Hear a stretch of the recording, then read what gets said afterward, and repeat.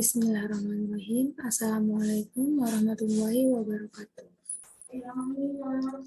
Selamat sore teman-teman. Semoga kita selalu dalam keadaan sehat sehingga kita dapat beraktivitas sebagaimana biasanya.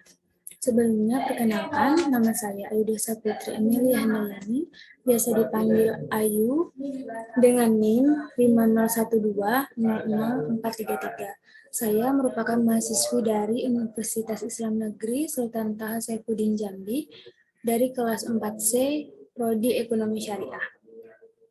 Video ini dibuat guna untuk memenuhi nilai tugas 2 pada mata kuliah ekonometrika. Baiklah, langsung saja. Di sini saya akan mencoba melakukan peramalan data saham dengan menggunakan rumus time series atau kurun waktu. Nah, langkah yang pertama, kita membuka program R karena kita akan menggunakan program R untuk mencari atau mengolah data. Jadi, pertama-tama kita buka dulu program R-nya, lalu kalau sudah langsung file, lalu open script sesuai rumus yang sudah kita simpan, seperti ini. Nah, langkah pertama selanjutnya yaitu kita akan melakukan pemanggilan data yang ingin kita cari, yaitu dengan cara ini. Kita akan menggunakan rumus ini, read.csv. Nah, ini CCSI.JK1 ini merupakan data pada simulasi 1 sesuai yang udah kita simpan. Jadi jangan sampai salah ya. Lalu D ini tempat di mana kita menyimpan file yang ini. Jadi harus diteliti, jangan sampai ada yang salah. Nah, langsung saja kalau sudah ditulis, kita akan running seperti ini. Nah, lalu datanya akan muncul. Nah, karena di sini kita akan mencari data volumenya saja pada simulasi 1, maka rumus yang kita gunakan yaitu ini. Kita running lagi. Nah, kalau sudah, selanjutnya ketika kita sudah melihat datanya, memanggil datanya tadi, maka selanjutnya kita akan coba melihat grafiknya. Grafik menggunakan rumus time series, yakni ini rumusnya, TS.plot. TS itu time series ya. Nah, CCSI.JK1 ini sesuai data yang ada di atas ini, data file nama kalian yang sudah kalian simpan. Jadi langsung kita running saja. Nah, ini dia grafiknya. Nah, begini kira-kira tampilan grafiknya.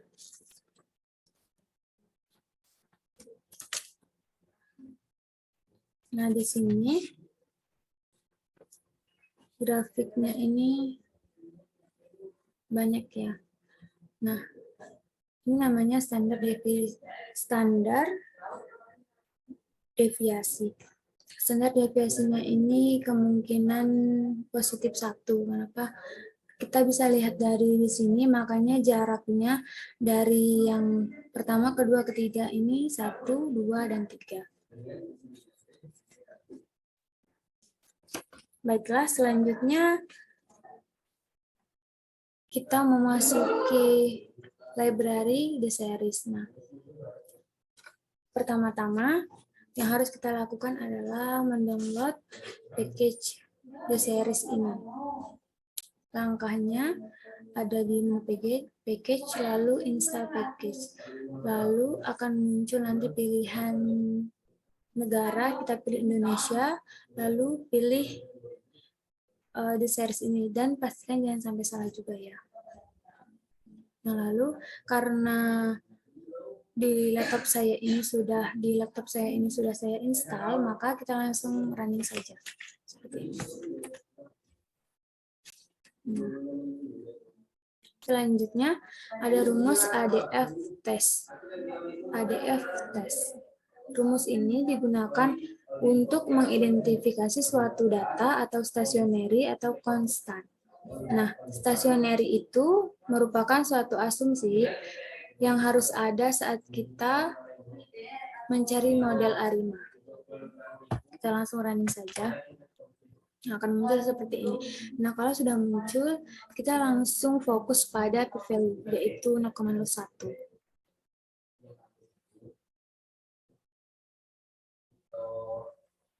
Nah, kalau sudah, lalu kita akan memakai rumus mencari HCF dan PHCF-nya. Gunanya untuk apa? Nah, HCF itu akan kita isikan di sini untuk mencari dugaan pada model ARIMA, yaitu pada baris ketiganya ini. Ini diisi HCF-nya. Nah, sementara PHCF-nya itu untuk mengisi pada baris 1 di sini. Cara menghitung HCF-nya seperti ini. Sudah kita running, lalu kita lihat grafiknya. Nah, begini dia tampilannya. Nah, bagaimana cara menghitungnya? Cara menghitungnya itu kita hitung berapa banyak garis vertikal atau tegak lurus yang melewati atau melampaui garis-garis titik-titik biru ini. Nah, tapi ini kan 0, jadi yang garis vertikalnya ini nggak usah dihitung, jadi dimulai menghitung dari sini. 1, 2, 3, 4, 5, 6, 7, 8, 9. Nah, kenapa ini tidak dihitung? Kenapa ini tidak dihitung? Karena dia tidak melampaui atau tidak mengenai garis titik biru ini. Nah, begitu. Jadi, semua jumlahnya ada 9 ya, makanya ditulis di sini 9. Lalu PHCF-nya itu seperti ini. Nah, sama juga yang kita cari adalah menghitung garis vertikal yang melewati garis-garis biru berhubung nolnya di sini. Nah, jadi kita mulai menghitungnya itu dari sini.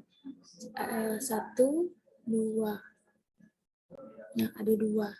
Kenapa ini tidak dihitung? Karena dia tidak melampaui atau mengenai sedikit pun ke garis biru, titik garis biru itu.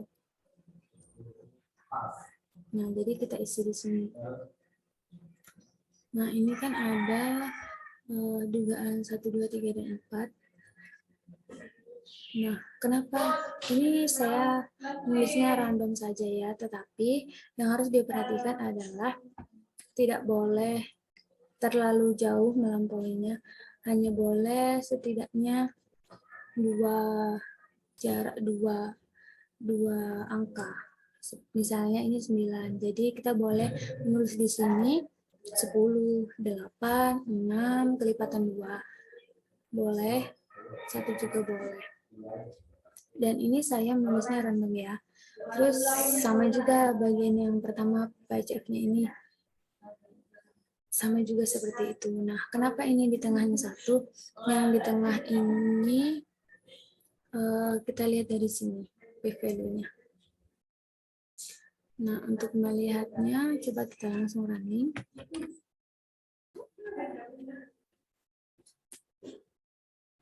Nah, kalau sudah di running, kita bisa blok seperti ini.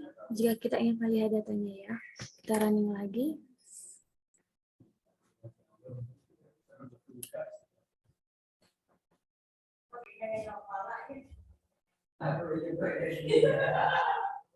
Kita running lagi, nah, maka dia akan muncul seperti ini. Nah, dari sini bisa kita lihat bahwa MA-nya 0,02 dan intercept-nya 1927. Begitu. Selebihnya juga kita running, dan kalau ingin melihat datanya seperti ini, kita blok, lalu running. Nah, ini sampai dugaan keempatnya juga. Lagi kita blok ini, sama dia akan muncul seperti ini.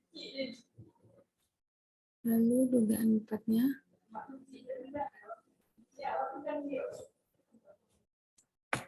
running, lalu blok. Nah, muncul juga. Nah, selanjutnya kita masuk ke library InTest. Nah, ini pertama sama juga seperti yang tadi di atas. Series, kita juga harus menginstalnya terlebih dahulu. Caranya sama, buka menu package, lalu install, lalu cari yang namanya InTest.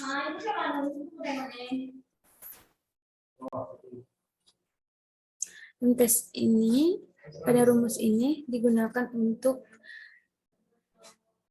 mengetahui apakah model-model MA signifikan atau tidak.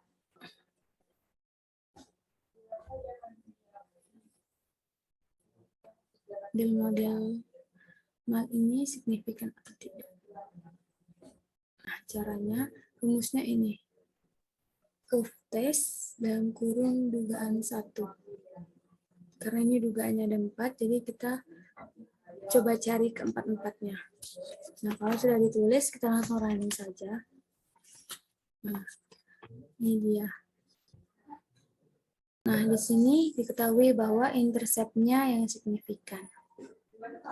Lanjut, running lagi.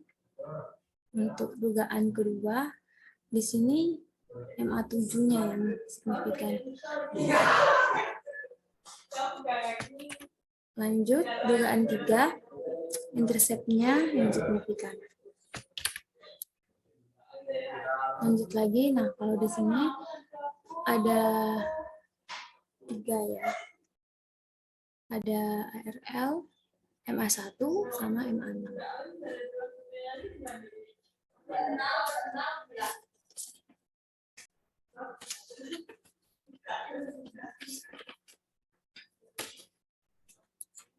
Nah, selanjutnya ada rumus residual. Nah, rumus itu dilakukan untuk pemeriksaan error modelnya atau residual.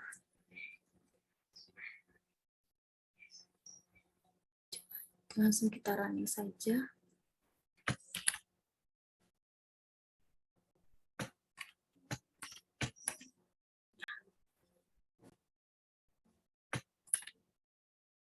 Nah, selanjutnya kita akan melihat apakah modelnya layak atau tidak layak, yaitu dengan menggunakan rumus box test. Langsung kita running.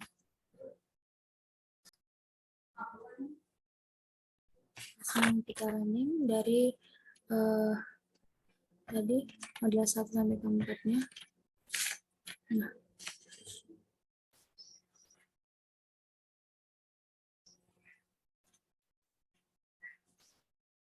ini dia. Semuanya sama ya, p-value-nya sama-sama 1. Nah, selanjutnya yang terakhir yaitu library forecast. Nah, ini sebelumnya sama, kita harus menginstal juga lewat package, lalu install package sama seperti the series dan InTest tadi. Nah, berhubung di sini sudah diinstal, maka langsung di running saja.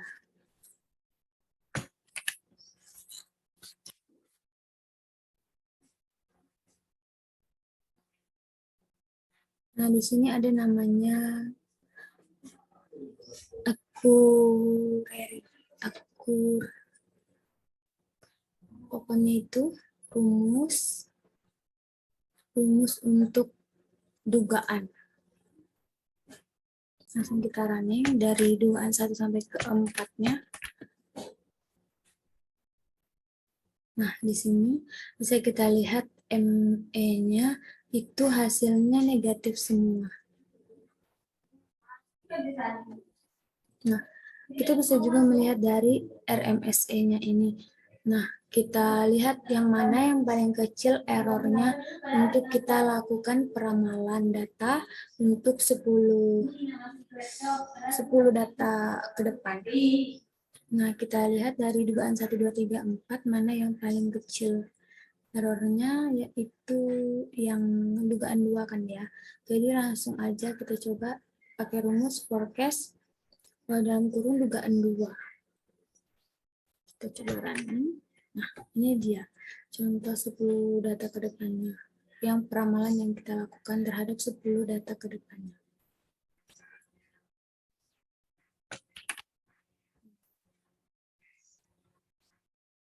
Kurang lebih seperti itu.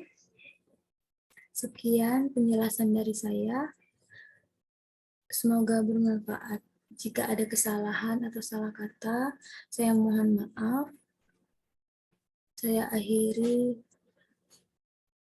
Wallahul muwaffiq ila aqwamit thoriq. Wassalamualaikum warahmatullahi wabarakatuh.